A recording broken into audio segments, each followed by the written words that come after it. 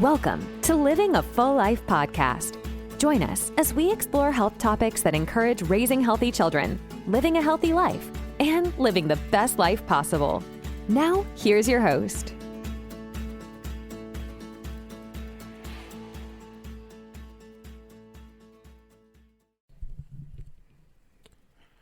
Hello and welcome to another episode of Living a Full Life podcast. I'm your host, Dr. Enrico Dolcecore.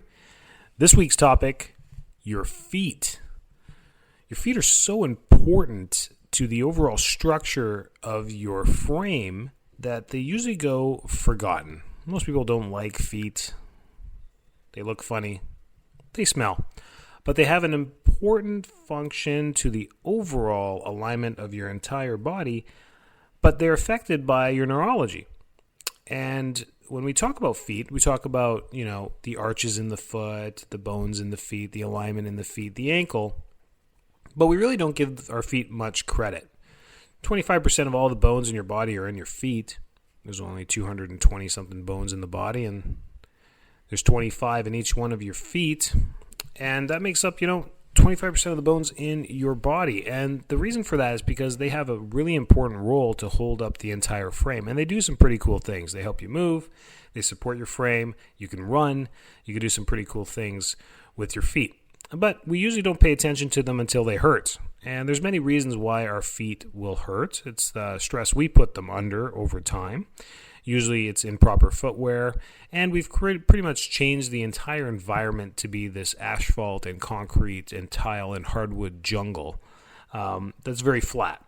So our feet have to accommodate to that, and we make these shoes that most of us wear, where we put our feet into them to protect them, and they're flat as well. So we have flat shoes to meet the flat surfaces of the world that we've created to help us from tripping and falling. That's pretty much the whole history of footwear and the evolution of footwear. But then there's some unique footwear we choose to put our feet in. Mostly you women listening here, you like to choose wedges and heels and open toe and tight shoes. And the stresses we put our feet through are the reason why they change. Developmentally, from birth onward, our feet should grow with an arch, and the toes pointed forward, and a nice supportive ankle stability on top of the arch. And what that will do is keep the knees and hips aligned. But the function of the foot is controlled by the brain. So there's many milestone developments that happen through our tender years after birth that really can set us on the right foot. No pun intended. Well, yeah, the pun was intended. And that is the crawling, walking, and rolling stages all develop the strength of the spine and pelvis to facilitate the proper movement of our hips, knees, ankles, and feet. Without getting into the boring research of neurodevelopment, it is important that our children be barefoot as long as possible, safely. Being out in the park on the grass, maybe not the best place to be with bare feet, with the risk of cutting yourself on debris or whatever it may be.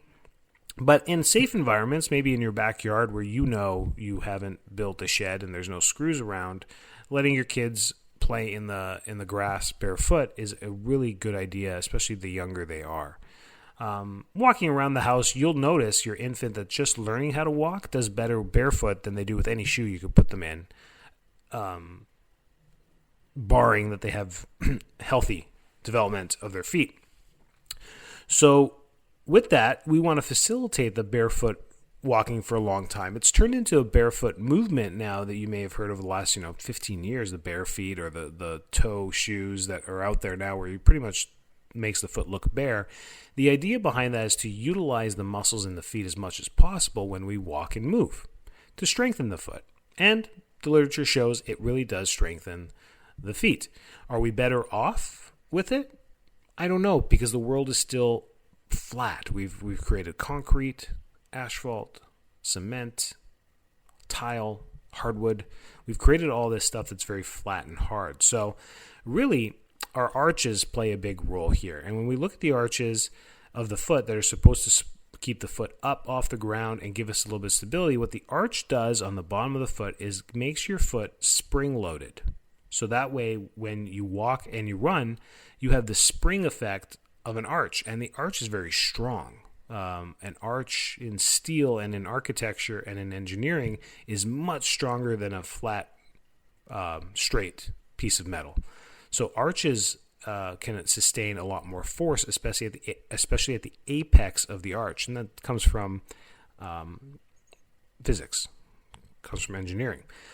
So there's a keystone bone in our foot as well, and the importance of maintaining the arch can happen with proper footwear, with arch support footwear, with anti-pronating shoes, and with inserts. Now, it's not as simple as just putting an insert into your foot. The reason why we lose the arch of our feet over time is not just because we're a runner or because we're athletic. It's because developmentally what ends up happening, and if you can picture this, is our head starts to carry forward.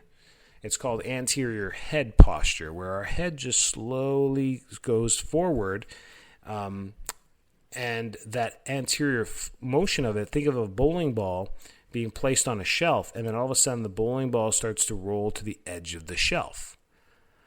Two things can happen. The ball will either fall off the shelf, or the entire shelf will start to tip, because a bowling ball is not light, depending how big the shelf is. I hope that's a good analogy. The bowling ball should be in the middle of the shelf.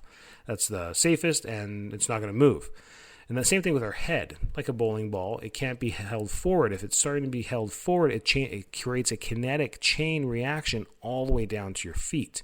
So what ends up happening is the muscles in your back tighten up to try and hold this. This is why people start to get neck pain and shoulder tension. But also, chronic anterior head posture can actually lead to low back pain. And then what ends up happening is one side of our body is stronger than the other, so we get some compensation, which tips the pelvis. And as soon as we tip the pelvis, now one foot automatically is going to have more pressure than the other.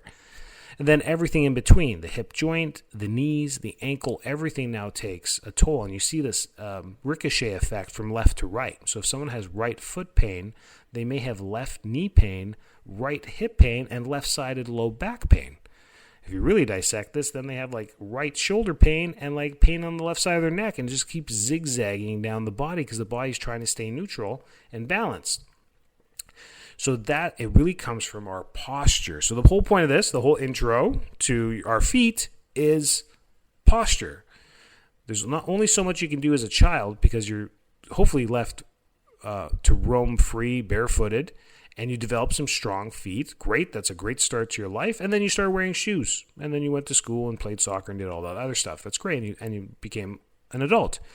And now you're left with what you're left with. But to maintain the health of our feet, it's actually we have to look towards our posture and fixing posture.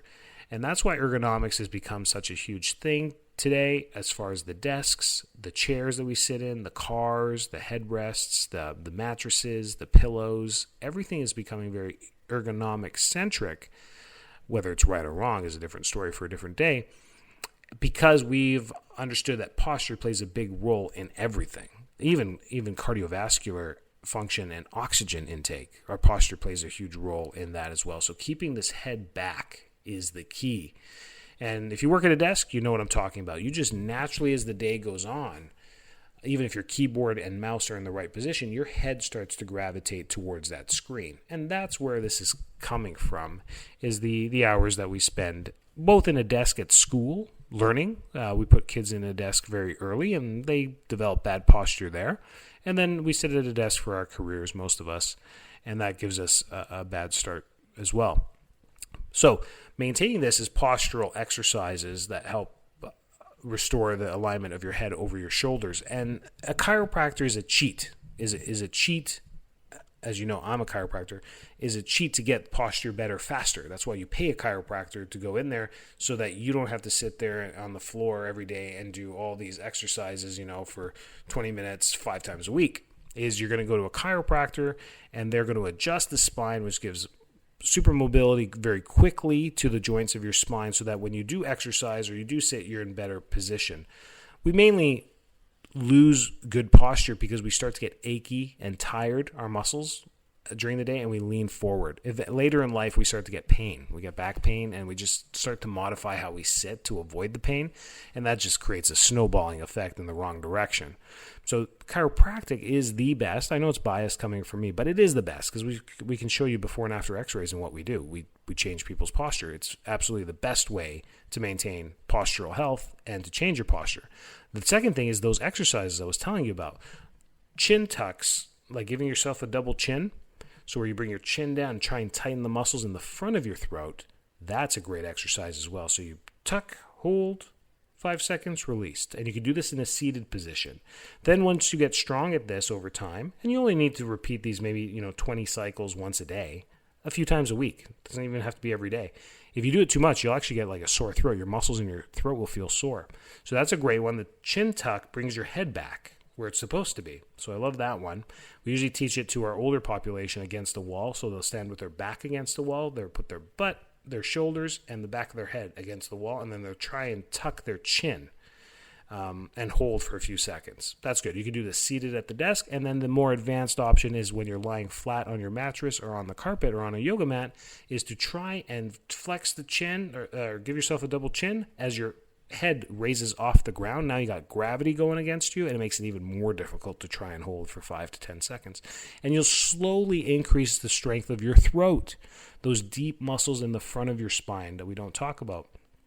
We've lost the strength of those. If you want to see what we should look like in the front of the neck, go to the zoo, go to the primate area, and watch those monkeys that climb trees, orangutans, chimpanzees, spider monkeys, or even gorillas.